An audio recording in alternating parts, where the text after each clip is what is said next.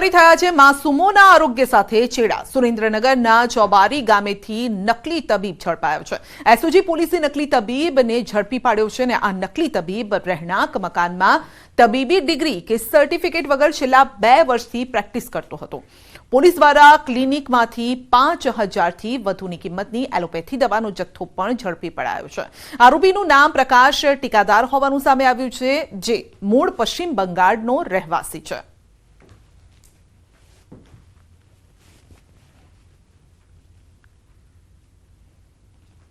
પંચમહાલ જિલ્લામાં બોગસ તબીબ ઝડપાવાનો સિલસિલો યથાવત છે। એસઓજીએ શહેરા તાલુકાના નવા વલ્લભપુર ગામમાંથી ડિગ્રી વિના પ્રેક્ટિસ કરતા તબીબને ઝડપીને કાર્યવાહી કરી છે। બોગસ તબીબની ₹29,696ના એલોપેથિક દવાઓ સહિતના મુદ્દામાલ સાથે ધરપકડ કરાઈ છે। બોગસ તબીબ તાપન સરકાર મૂળ પશ્ચિમ બંગાળનો રહેવાસી છે। તો 2 દ્રશ્યો અને બંને દ્રશ્યોમાં એક વાત કોમન છે કે આ બંને બોગસ તબીબ છે। આ સાથે જ પશ્ચિમ બંગાળના હોવાનું સામે આવ્યું છે। જો કે ઘટના 2 અલગ અલગ વિસ્તારની છે, પરંતુ આ બંને જગ્યાએ બોગસ તબીબો વેપલો કરતા હતા, લોકોના જીવ સાથે ચેડા કરતા હતા। સુરેન્દ્રનગર અને પંચમહાલની આ ઘટના। ગુજરાતમાં હવે પાણીની સમસ્યા નહીં રહે। સારા સમાચાર ઉત્તર ગુજરાત માટે। ઉત્તર ગુજરાતની જીવાદોરી સમાન સતલાસણામાં આવેલા ધરોઈ ડેમની સપાટીમાં સતત વધારો થઈ રહ્યો છે। મહેસાણા અને ઉપરવાસમાં વરસાદના કારણે ડેમની સપાટી વધી રહી છે। હાલ ધરોઈ ડેમની સપાટી 601.3 ફૂટ પર પહોંચી છે, જ્યારે કે ડેમની કુલ સપાટી 622 ફૂટ છે। ડેમના અધિકારીઓના જણાવ્યા મુજબ આગામી જુલાઈ 2025 સુધી પીવાના પાણીની તકલીફ નહીં રહે। ધરોઈ ડેમમાંથી બનાસકાંઠા, મહેસાણા, સાબરકાંઠા અને પાટણ જિલ્લાને પીવાનું પાણી આપવામાં આવે છે।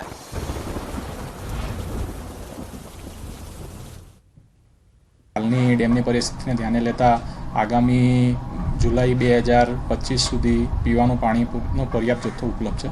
સિંચાઈ માટે મેં અગાઉ વાત કરી એમ આપણે આશાવાદી છે આવનારા સમયની અંદર ડેમ ભરાશે અને પૂરતા પ્રમાણમાં પાણી આપી શકશે।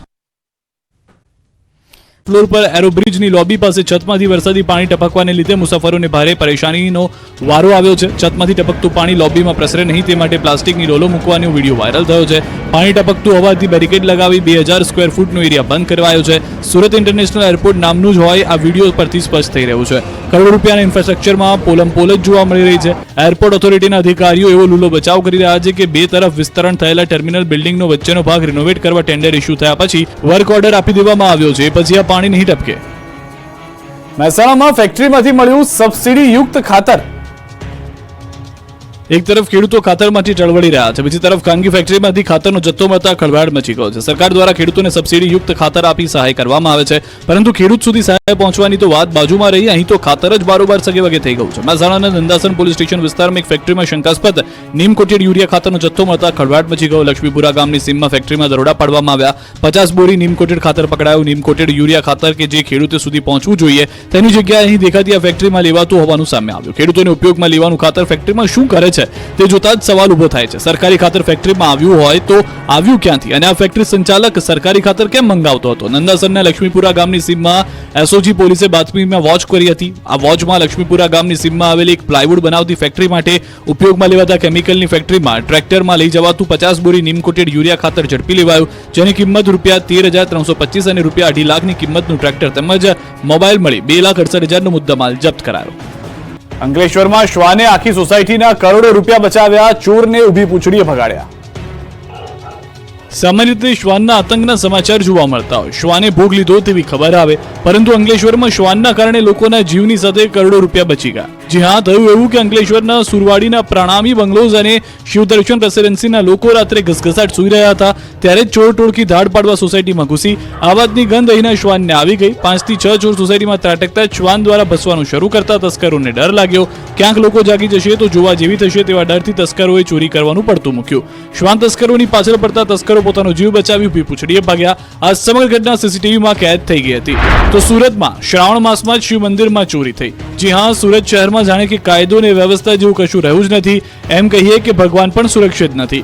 અડાજણ પાલ વિસ્તારમાં આવેલા પારદેશ્વર મહાદેવના મંદિરમાં તસ્કરોએ હાથ ફેરો કર્યો. માત્ર 20 મિનિટમાં જ તસ્કરો દાનપેટી તોડી રોકડ ઉઠાવી ગયા.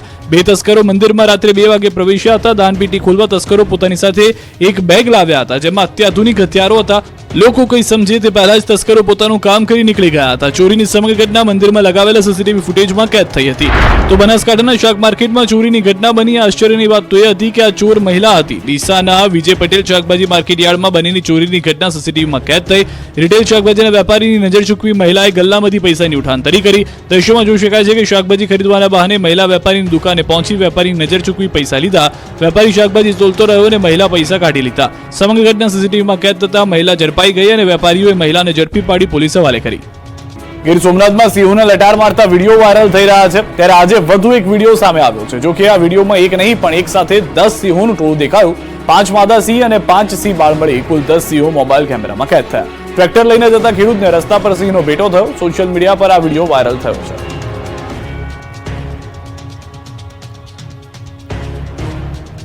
આ તરફ રાજ્યના માર્ગો પર પશુઓનો અડિંગો હજી પણ કાયમ છે.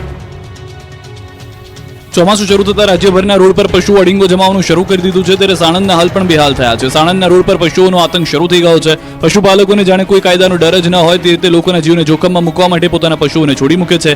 સાણંદના રોડ પર પસાર થાઓ એટલે તમારું સ્વાગત પશુઓ કરે. રસ્તા પર ઢેર ઢેર રખડતા પશુઓ અડિંગો જમાવી રાખ્યો છે. રોડના ત્રાસથી વાહન ચાલકો હેરાન પરેશાન છે. માત્ર દિવસે જ નહીં રાત્રે પણ રસ્તાને રખડતા ઢોર બાનમાં લઈ લે છે.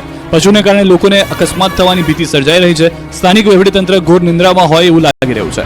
આ બાજુ આણંદ અને આજુબાજુના નગર વિદ્યાનગર કરમસદ રસ્તે રખડતા પશુઓની સમસ્યાને કારણે સ્થાનિકો પરેશાન છે. પશુ રસ્તા વચ્ચોવચ્ચ બેસી જતા વાહન ચાલકોને વાહન ક્યાં ચલાવવું તે માટે રોડ શોધવા પડે છે. રાજકોટમાં આ વખતે લોકમેળો થશે કે નહીં તેને લઈને અસમંજસ છે. મેળાના આડે હવે 17 દિવસ બાકી છે. તેવામાં નિયમોને લઈને વહીવટીતંત્ર અને રાઇડના સંચાલકો વચ્ચે ખેંચતાણ છે. રાઇડ સંચાલકો પોતાની માંગને લઈને અડગ છે.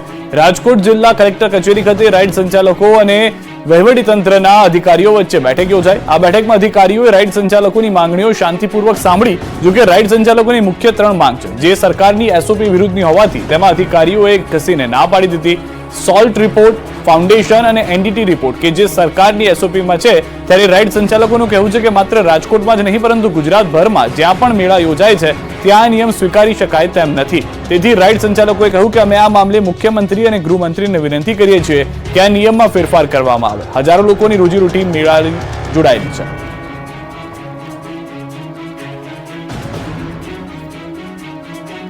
રાજ્યભરમાં 10 ઓગસ્ટથી ભાજપ યોજશે તિરંગા યાત્રા. રાજકોટથી થશે શરૂઆત. ગાંધીનગરમાં ભાજપ પ્રદેશ કાર્યાલય પર મહત્વની બેઠક મળી હતી. કેન્દ્રીય જળશક્તિ મંત્રી અને પ્રદેશ પ્રમુખ સી આર પાટીલની ઉપસ્થિતિમાં ગાંધીનગરના કોબા કમલમ પર બેઠક મળી, જેમાં તિરંગા યાત્રા અને સ્થાનિક સ્વરાજની ચૂંટણીને લઈને ચર્ચા કરવામાં આવી. 15 ઓગસ્ટની શાનદાર ઉજવણી માટે રાજ્યભરમાં 10 ઓગસ્ટથી ભાજપ તિરંગા યાત્રા કાઢશે, જેની શરૂઆત રાજકોટથી કરાશે. 10 ઓગસ્ટે ભાજપની તિરંગા યાત્રાની શરૂઆત રાજકોટથી થશે. જે તિરંગા યાત્રામાં મુખ્યમંત્રી ભૂપેન્દ્ર પટેલ પણ ઉપસ્થિત રહેશે. અધ્યક્ષ જેપી નડ્ડા અભિયાનનો પ્રારંભ કરાવશે. રાજકોટમાં 50,000થી વધુ લોકો તિરંગા યાત્રામાં જોડાશે. 11 ઓગસ્ટે સુરતમાં તિરંગા યાત્રાનું આયોજન કરવામાં આવશે.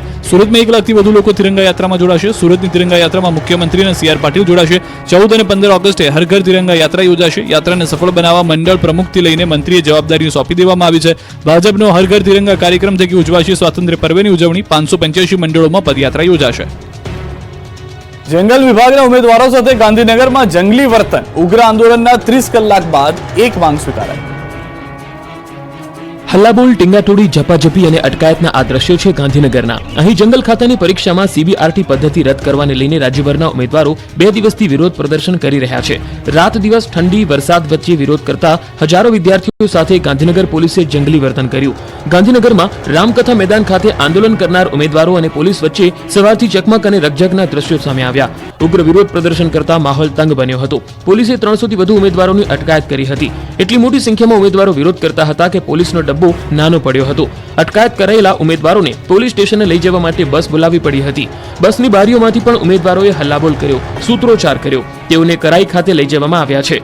નોંધનીય છે કે સીબીઆરટી પદ્ધતિ અને નોર્મલાઇઝેશન કર્યા બાદ પીડીએફ જાહેર કરવાની માંગ સાથે ઉમેદવારોએ સોમવારથી ગાંધીનગર રામકથા મેદાનમાં આંદોલન શરૂ કર્યું હતું. રામકથા મેદાનમાં પોલીસ દ્વારા ચુસ્ત બંદોબસ્ત મૂકવામાં આવ્યો હતો. આંદોલન કરવાની પરમિશન આપવામાં આવી ન હોવાથી પોલીસ દ્વારા કાર્યવાહી કરવામાં આવી. સુરતમાં રિક્ષાના થંભિયા પડ્યા, મુસાફરો પરેશાન. સુરતમાં રિક્ષાના પૈડા થંભી ગયા. સુરતમાં રિક્ષા ચાલકોએ ભાડું વધારવાની માંગ સાથે વિરોધ પ્રદર્શન કર્યું. સુરતના અલથાણામાં રિક્ષા ચાલકો એકત્ર થયા હતા. અલથાણા બ્રિજ પાસે મોટી સંખ્યામાં રિક્ષાઓ થંભી ગઈ હતી. જે રિક્ષા ચાલકો પેસેન્જર લઈને આવતા હતા તેને પણ રોકી દેવાયા હતા, એટલે રોડ પર ટ્રાફિક જામ થયો હતો. રિક્ષામાં જતા પેસેન્જરો અટવાયા હતા. રોડ પર હજારો રિક્ષાના થપ્પા લાગ્યા હતા. આ અંગેની પોલીસને જાણ થતાં જ પોલીસ ઘટના સ્થળે પહોંચી હતી. પોલીસે સ્થળ પર પહોંચી સમગ્ર મામલો થાળે પાડ્યો હતો. અમદાવાદના વાલીઓ પર વધ્યો બોજો, ભણતર બન્યું મોંઘું. નવી ફી કમિટીએ કર્યો ફીમાં તૂતિંગ વધારો. અમદાવાદના ખાનગી સ્કૂલની ફીમાં તોતિંગ વધારો થયો છે. નવી ફી કમિટીએ વાલીઓ પર કમરતોડ બોજ નાખ્યો છે. અમદાવાદ સહિતના ચારેય ઝોનની નવી ફી કમિટીએ ફીમાં વધારો કર્યો છે. અમદાવાદ ઝોનની કમિટી દ્વારા શહેરની બાકી રહેલી 150 થી વધુ સ્કૂલોમાંથી કેટલીક સ્કૂલની નવી ફી નક્કી કરી દેવામાં આવી છે, જેમાં દરખાસ્ત કરનારી સ્કૂલની ફીમાં 5 થી 7% વધારો કરવામાં આવ્યો છે. એફઆરસી દ્વારા 3000 થી 12000 નો કરાયો છે ફી વધારો. અમદાવાદની ઇન્ટરનેશનલ સ્કૂલમાં સૌથી વધુ 12000 નો વધારો કરાયો. ત્યારે કઈ સ્કૂલમાં કેટલી ફી વધી તેના પર નજર કરીએ તો અમદાવાદ ઇન્ટરનેશનલ સ્કૂલની ફી 1.08 લાખથી વધીને 1.20 લાખ થઈ. એપોલો ઇન્ટરનેશનલ સ્કૂલની ફીમાં 5000 નો વધારો કરતા 99000 થી વધીને 1,04,000 થઈ. ગ્લોબલ ઇન્ડિયન સ્કૂલમાં 4000 નો વધારો કરતા ફી 91000 થી વધીને 95000 કરાઈ. ડીપીએસ બોપલની ફી 4000 વધતા 80000 થી વધીને 84000 થઈ. શિવાસી સ્કૂલની ફી 57500 થી વધીને 61000 થઈ. KN પટેલ સ્કૂલની ફી 77000 ની 81000 થઈ. સંત કબીર સ્કૂલની ફી 95400 ની 97900 થઈ. HB કાપડિયા સ્કૂલ 57000 ની 60000 થઈ. આનંદ નિકેતન સ્કૂલની ફી 83000 રૂપિયા હતી, જે વધીને 91000 રૂપિયા થઈ. SH ખારાવા સ્કૂલની ફી 32000 રૂપિયા હતી, જે 35000 રૂપિયા થઈ. નવા શૈક્ષણિક વર્ષથી ફી વધારો લેવાનો શરૂ કરી દેવામાં આવ્યો છે. ભક્તોને શિવભક્તિ કરવી મોંઘી પડશે, ફૂલોના ભાવમાં ભડકો.